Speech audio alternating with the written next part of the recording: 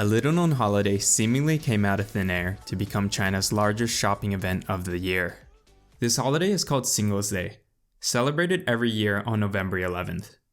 Last year, Chinese consumers purchased $139 billion worth of goods during the 11-day shopping period, which is the equivalent of a shopping event larger than Black Friday for 11 days straight. Sales from Alibaba alone, Chinese largest e-commerce platform, reached $85 billion, with over 100 brands including Nike and Apple generating more than $15 million in transactions during just the first 2 hours of sales. Where did Singles' Day come from? What happened with this year's Singles' Day? And what does this year's Singles' Day signal about Chinese consumers and e-commerce going forward? Singles' Day was started in 1993 at Nanjing University. Legend has it 4 male students wanting to feel better about being single dedicated a day for singles to celebrate, an anti-Valentine's Day. The date they picked was pretty clever.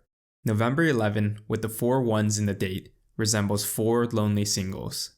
In 2009, Singles' Day was adopted by Daniel Zhang at Alibaba, China's largest retailer and e-commerce company. He saw it as a chance to boost Alibaba sales between China's National Day holiday in October and Christmas. That first year, Alibaba sold $7.2 million worth of gross merchandise value. Since then, Singles' Day's popularity has exploded, and other companies such as JD and Pinduoduo have also joined in. From $7.2 million in 2009, total gross merchandise value from Singles' Day grew to $11 billion in 2014, $58 billion in 2019, to $139 billion in 2021, an impressive 40% annual growth rate in even just the last 5 years. Above all else, Chinese consumers are drawn to the huge deals of Singles' Day. This L'Oreal Essence, originally for 259 yuan, is 40% off. This MLB down jacket, originally for 2,599, is 45% off. Or this iPhone 14 priced in China at 5,999 is 13% off. This price-slashing shopping frenzy is not all that different from Black Friday, Cyber Monday, or Prime Day. And put side by side, Singles' Day sells more goods on a single day than any of these other holidays, and then sustains sales across an entire 11-day period. However, this year's Singles' Day was different from any other years. Expectations leading up to November 11 were far more subdued than in years past, with one report calling this year one of the most challenging Singles' Day since its launch in 2009.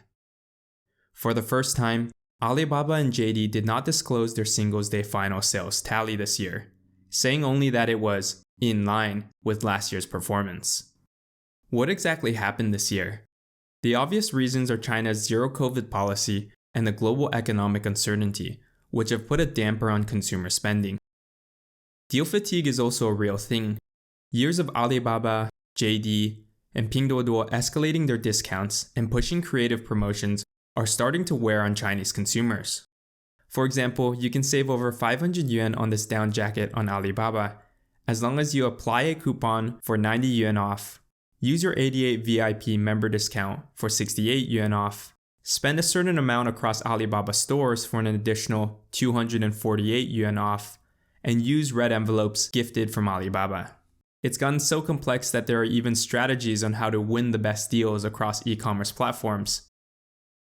Not to mention the Chinese consumers' calendars are now filled with shopping promotions.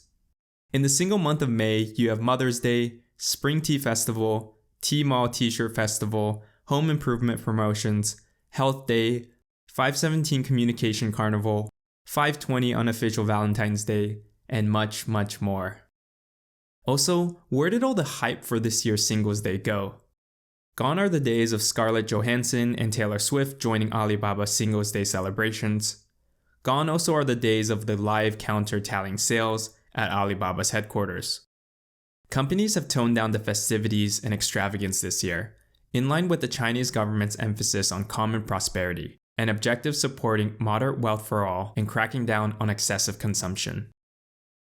This year's muted Singles Day marks a transition away from the price-slashing razzle-dazzle of years past, and it may not be a bad thing. Last year, over 900 million Chinese participated in Singles Day, which is roughly 65% of the Chinese population. Singles Day has significantly penetrated the nation, and Chinese e-commerce giants have to rethink their strategies for the holiday. Beating out your competition to sell the lowest cost toaster is no longer the end game. Customer lifetime value is.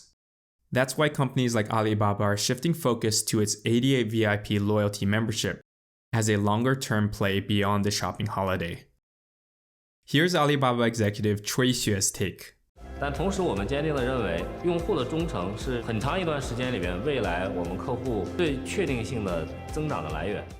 In responding to China's Common Prosperity Directive, everyday Chinese citizens may begin to resonate more with a sustainable, socially conscious, and eco-friendly consumerism, replacing the frenzy of impulsive, discount-fueled purchases, mountains and mountains of packages, and all those free returns.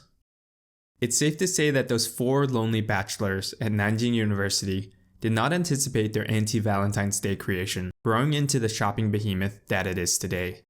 And neither did Daniel Zhang and Alibaba when they first commercialized Singles Day.